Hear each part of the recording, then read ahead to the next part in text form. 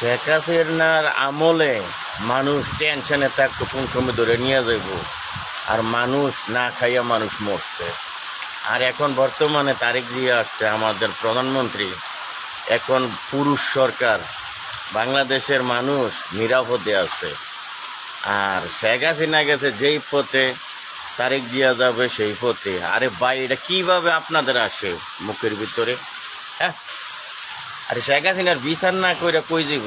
57 জন সেনাবাহিনীর বিচার করতে হবে, তারপরে গিয়া আয়নার ঘরের বিচার করতে হবে। বাকি রয়ে গেছে তো জনগণের, যে মানুষের বিচার, এইগুলা বিচার করবে না? জনগণের যে হয়রানি করছে এটার বিচার করতে হবে।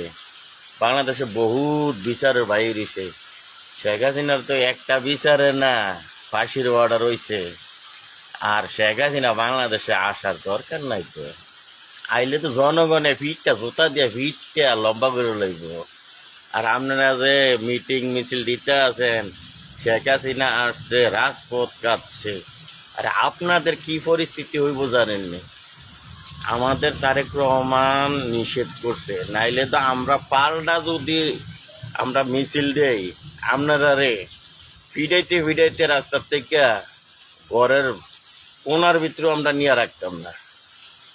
এটি সাইরা দেন, সাইরা দিয়া কিভাবে তারেক জিয়ারে দিয়া কিভাবে কি করতে হবে, কেমনে চলতে হবে, এটা উৎসয়ে দেন।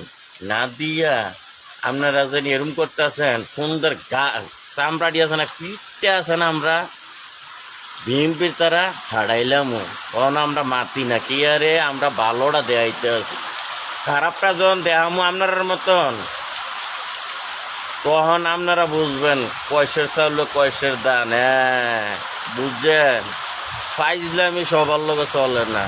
আমরা নিরালে বৈশারী দিকে মনে করছেন আপনারা রাজপত্র আপনাদের দহলে আছে নাকি? দহল আছে না, বরমু সুন্দর করে যখন আমরা ওয়ার্ডার আইব, নেতা কর্মীরা করবো। ভালো থাকবেন। ওকে, আসসালামু আলাইকুম ওয়া রাহমাতুল্লাহি ওয়া বারাকাতুহু।